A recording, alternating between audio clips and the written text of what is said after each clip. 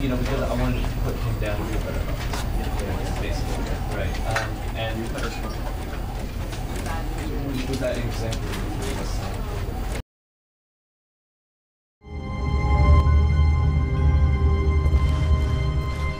All of his co-workers were gone. What could it mean? Stanley decided to go to the meeting room. Perhaps he had simply missed a memo.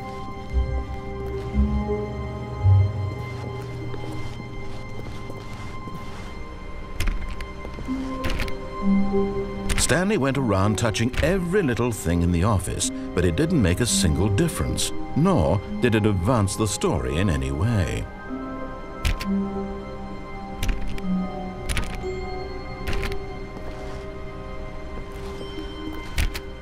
Oh, please. Are you really just doing this for the achievement? Click a door 5 times. Is that all that you think an achievement is worth? No, no, no, no, no. I can't just give these merits away for such little effort. A measly 5 clicks. Now suppose you were to click the door 20 times. I would say that's the kind of effort that warrants recognition.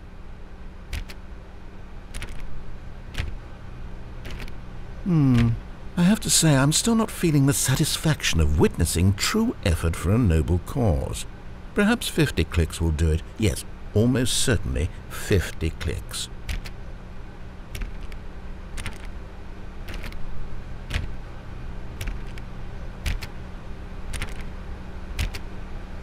No, I'm still not feeling it.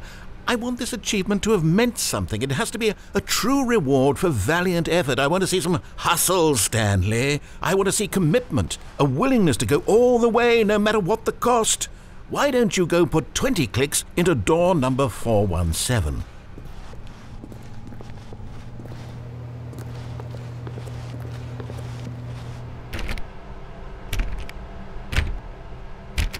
Oh, great! Now, go click a few times on door 437.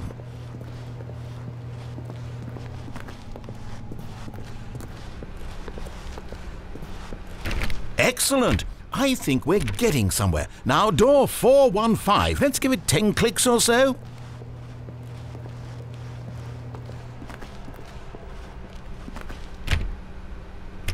Now, back to door number 437.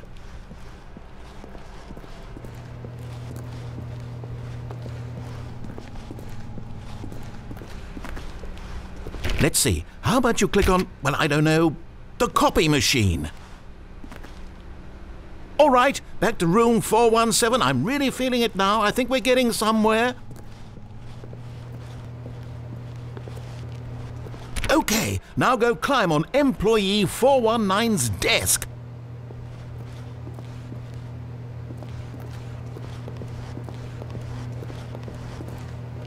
Yes! This is great! You're putting it all on the line, Stanley. I like that. All right, let's keep it up. Go give me a few clicks on door 416.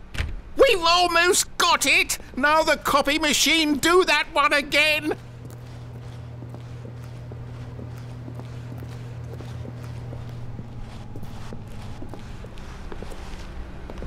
Finish it off, Stanley! 5 clicks on door 430! Yes! We did it! Oh, wow. That felt amazing. Oh, you really earned it, Stanley. Nothing could hold you back. Yes, I'm very proud of how far we've come today. Just think, only a few minutes ago you believed an achievement was worth 5 little clicks. Really now, what were you thinking? When Stanley came to a set of 2 open doors, he entered the door on his left. This was not the correct way to the meeting room, and Stanley knew it perfectly well. Perhaps he wanted to stop by the employee lounge first, just to admire it. Ah, yes, truly a room worth admiring. It had really been worth the detour after all, just to spend a few moments here in this immaculate, beautifully constructed room. But eager to get back to business, Stanley took the first open door on his left. Stanley was so bad at following directions, it's incredible he wasn't fired years ago.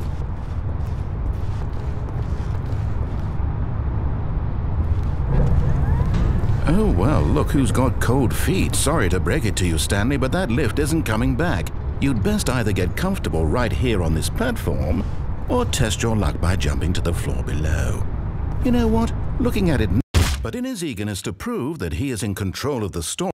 Whoops, looks like I was wrong. How clumsy of me. Sorry about that. A combination of a narrator not taking this seriously and a pointless achievement. There are a lot of those. How long was I sitting there? Stanley wondered to himself. Minutes? Days? Centuries? Did something crucial happen while my senses were turned? He made a note to be more careful with time from now on.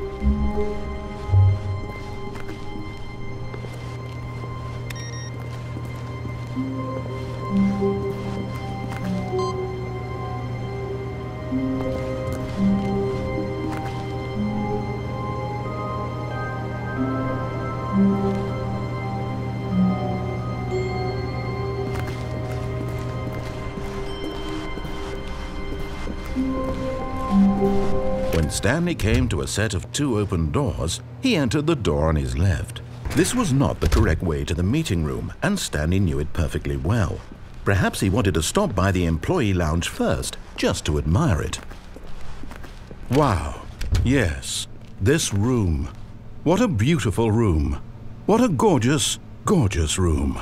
But eager to get back to business, Stanley took the first open door on his left. Stanley was so bad at following directions, it's incredible he wasn't fired years ago.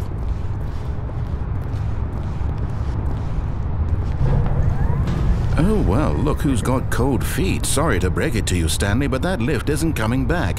You'd best either get comfortable right here on this platform, or test your luck by jumping to the floor below.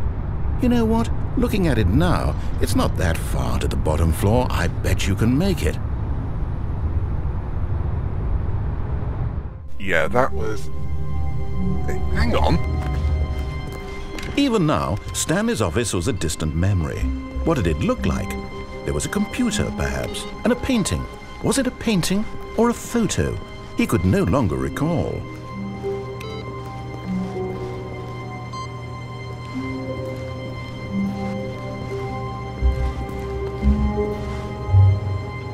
Yeah, I need to look for more inputs. Wait, Stanley thought to himself. Am I sure that the orders stopped coming in? How is that possible? They never stopped. Surely I was mistaken.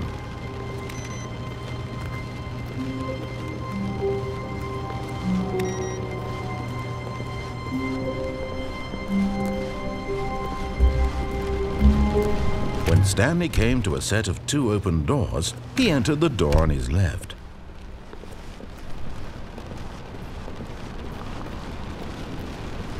Yet there was not a single person here either. Feeling a wave of disbelief, Stanley decided to go up to his boss's office, hoping he might find an answer there. Coming to a staircase, Stanley walked upstairs to his boss's office.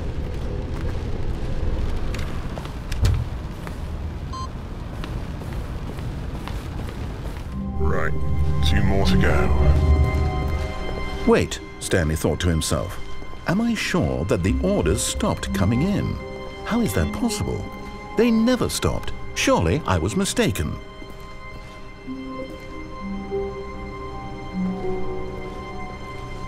How hard can it... finally. Where's the last one then?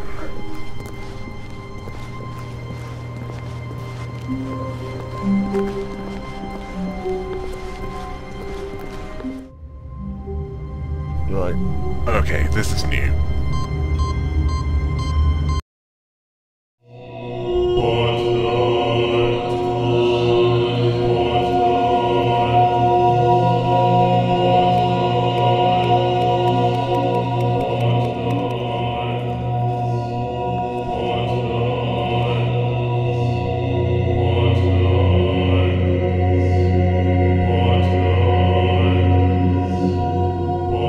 Seriously?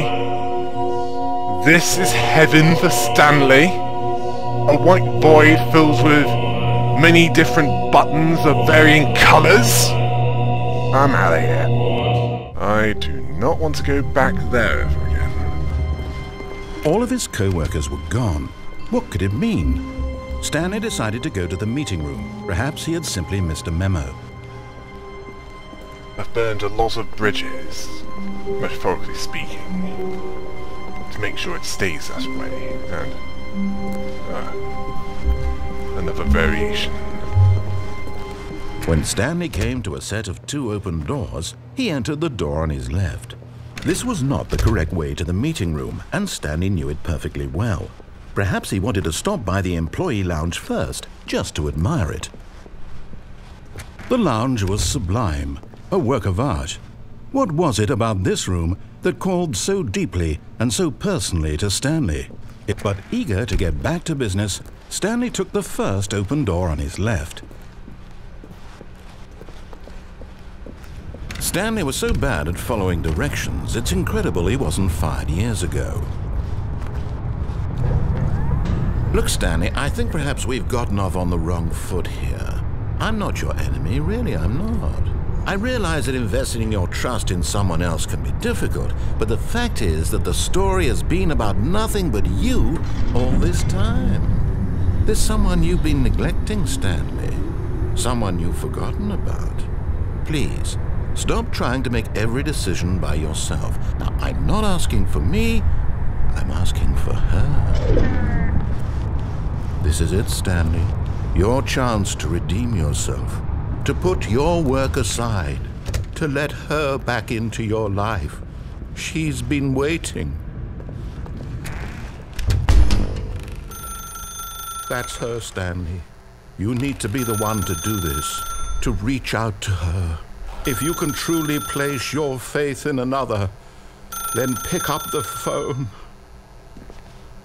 As Stanley picked up the phone, a white light engulfed him, filling him not just with radiance, but with hope. Hope for a life reunited one... Wait. Oh, goodness. Stanley, did you just unplug the phone? No, that wasn't supposed to be a choice. How did you do that? You actually chose incorrectly? I didn't even know that was possible. Let me double-check. No, it's definitely here, clear as day. Stanley picks up the phone. He's taken to his apartment where he finds his wife, and the two pledge themselves to one another. Music comes in, fade to white, roll credits. Not picking up the phone is actually somehow an incorrect course of action. How is that even possible? None of these decisions were supposed to mean anything. I don't understand. How on earth are you making meaningful choices? What did you... Wait a second. Did I just see... No, that's not possible. I can't believe it. How had I not noticed it sooner? You're not Stanley. You're a real person. I can't believe I was so mistaken. This is why you've been able to make correct and incorrect choices. And to think I've been letting you run around in this game for so long. If you'd made any more wrong choices, you might have negated it entirely. It's as though you completely ignored even the most basic safety protocol for real-world decision-making. Or did you not grasp the severity of the situation? Well, I won't have that kind of risk on my watch. I'm going to stop the game for a moment so we can educate you properly on safe decision-making in the real world. Please observe this helpful instructional video. Choice. It's the best part of being a real person, but if used incorrectly can also be the most dangerous. For example, in this scenario, a hypothetical real person named Stephen has a choice. He could spend years helping improve the quality of life for citizens of impoverished third world nations. Or he could systematically set fire to every orphan living in a 30-kilometer radius of his house. Which choice would you make? Remember that unlike here, the real world makes sense, and at no time should you make a choice that does not conform to rational logic. If you find yourself speaking with a person who does not make sense, in all likelihood, that person is not real. Allow the person to finish their thought, then provide an excuse why you cannot continue talking. Turn to a partner and practice saying, "My goodness, is it 4:30? I'm supposed to be having a back, sack, and crack." Stereotypical 1950s narrator. You're confusing me with someone who actually cares about this. Excellent. Making choices on a regular basis is the best part to a healthy decision-making process. Most medical professionals recommend making at least 8 choices per day. Do you make more than 8? Less? And finally, if you begin to wonder if your choices are actually meaningful and whether you'll ever make a significant contribution to the world, just remember that in the vast infiniteness of space, your thoughts and problems are materially insignificant, and the feeling should subside. At this time, your instructor will guide you in an exercise to test and reinforce the material covered in this video. Ah, welcome back. You may have noticed that this room has begun to deteriorate as a result of narrative contradiction. But not to worry. Now that you're properly informed on good decision-making, we're going to revisit a choice you made just a few minutes ago and see what the correct thing to do would have been. This way, please. I think you're confusing me with someone who believes that my choices actually make a difference, which is why I don't care about them. Wait, I don't remember those being there. Oh well, let's get on with this. Now that we know your choices are meaningful, we can't have you jumping off the platform and dying.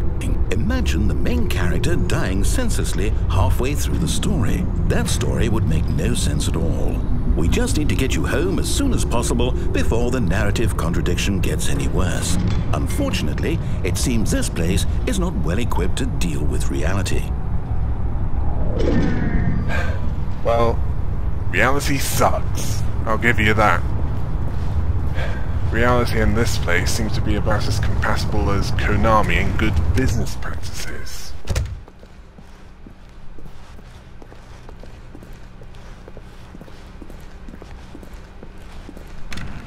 Almost there. You'll take the door on the left, back to the correct ending, the story will have resolution once again, and you'll be home free in the real world. Now remember, all you need to do is behave exactly as Stanley would. That means choosing responsibly and always putting the story first. I'm quite sure you'll be up to the task. Just follow my lead and you'll be fine. All right.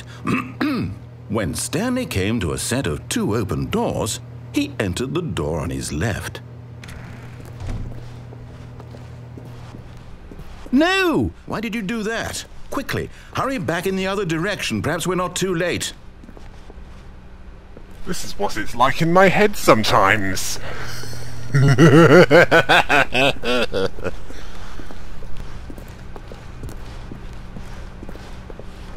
Oh, it's ruined. I can't believe, after everything we talked about, that my story, you've destroyed my work. Why? For what? What did you get out of that? What did you think was so special about seeing the game undone, left here like so much garbage? It's worthless now. And what am I supposed to do? Even if there were a way to continue, would it be worth it? To know that my story is now incorrect? How can I go back to that? I can't erase that knowledge. I'll have to live with it forever, reliving its impossibility forever. I couldn't live that way. Is it better to shut the game down entirely? To willingly destroy all of my work? I don't know. What's the answer? What do I do? What do I do? What do I... No, I have to. I have to shut the game down. I have to. I have to.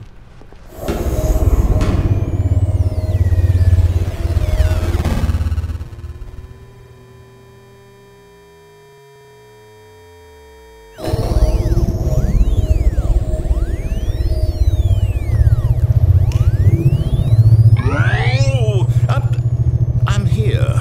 I'm still here. Here in this pile of rubbish. With you. You, who thought you were so clever. Now look where we are. My entire game is destroyed. It was the only thing in the world that was mine, and you've run it into the ground. What, did you think that would be funny? You just had to see? Didn't I impress upon you how important it was to be like Stanley? He actually knows how to do what I tell him to. He understands that if I say to do something, there's a damn good reason for it. That thought hadn't even occurred to you, had it? That there's a world outside of you? You're a child. Oh, my story. If you'd just gone through the door on the left, you would have seen it. There was a whole underground facility. You would have destroyed it and been victorious. It would have been so perfect. I worked so hard on it. I tried so hard. behave exactly as Stanley would. That means choosing responsibly and always putting the story first. I'm quite sure you'll be up to the task. Just follow my lead and you'll be fine. All right. When Stanley came to a set of 2 open doors, he entered the door on his left. Okay, break's over. Best follow the script as best I can. See where this takes me. Yet there was not a single person here either. Feeling a wave of disbelief, Stanley decided to go up to his boss's office, hoping he might find an answer there. Coming to a staircase, Stanley walked upstairs to his boss's office.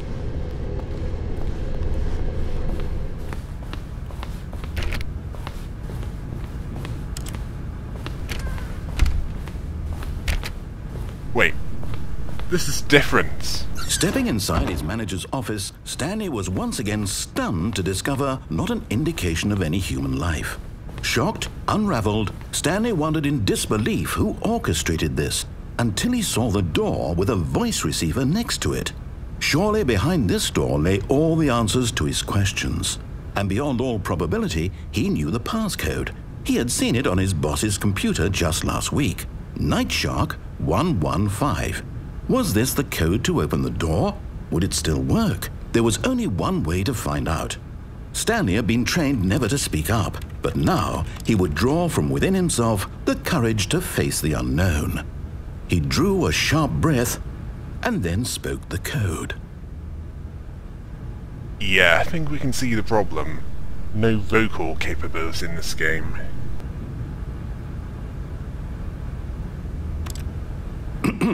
Stanley spoke the code. Night Shark 115. He spoke it into the receiver, right there on the wall.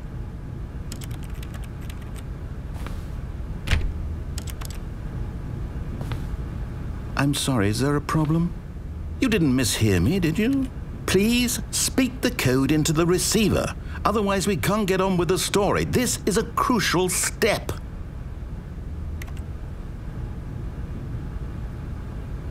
Okay, fine, you're not gonna do it, but you know what? It's pretty humiliating to bring you this far, only for you to suddenly decide you have better things to do. I asked you for this one single thing, for your respect. The kind of respect Stanley shows for his choices. He knows what it means to take a story seriously. If you didn't want to see what I had to show you, then why did you come here? You had a choice, you know. You could have gone through the door on the right. You could have done whatever the hell you wanted over there. Why did you come this way? Speak. Say something to me. Explain yourself, you coward. When Stanley came to a set of 2 open doors, he entered the door on his left. Stanley? Hello? Are you... Is everything okay? Stanley, please. I need you to make a choice. I need you to walk through the door. Are you listening to me? Can you hear me? Is everything all right? Stanley, this is important. The story needs you. It needs you to make a decision. It cannot exist without you. Do you understand me? Whatever choice you make is just fine. They're both correct. You cannot be wrong here. We can work together. I'll accept whatever you do. I simply need you to take that step forward, please. Choose. Do something. Anything. This is more important than you can ever know. I need this. The story needs it. So, you hear me? Are you there? Are you listening to this? Stanley, are you there? Okay. It's okay, I can wait. You need time to decide. Time to make sure your choice is correct. That is the best choice. That's all right. I'll wait for you to decide what's the right thing to do. Take as much time as you need.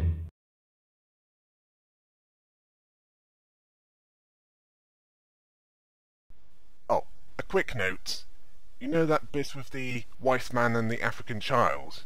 In an earlier version of that video, the child was holding a death stick offered by the white man, and then the African child was set alight.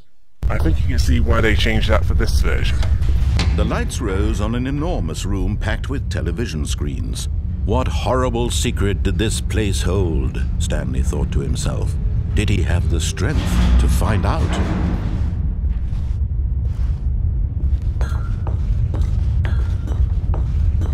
You're probably wondering why I'm showing you this again. Well, basically if you go through it all and wait long enough... Now the monitors jumped to life, their true nature revealed. Each bore the number of an employee in the building, Stanley's co-workers. The lives of so many individuals reduced to images on a screen, and Stanley, one of them, eternally monitored in this place where freedom meant nothing.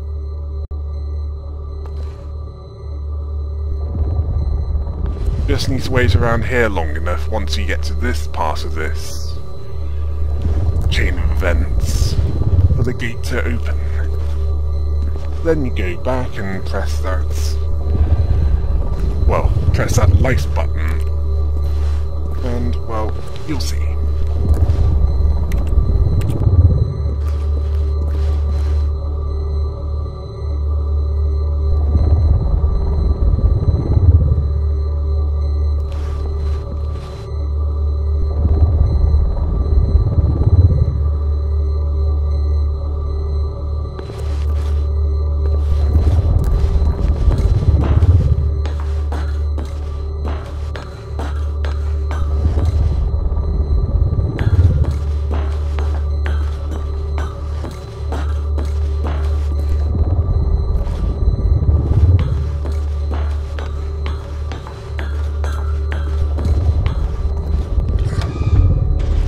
This mind control facility, it was too horrible to believe. It couldn't be true.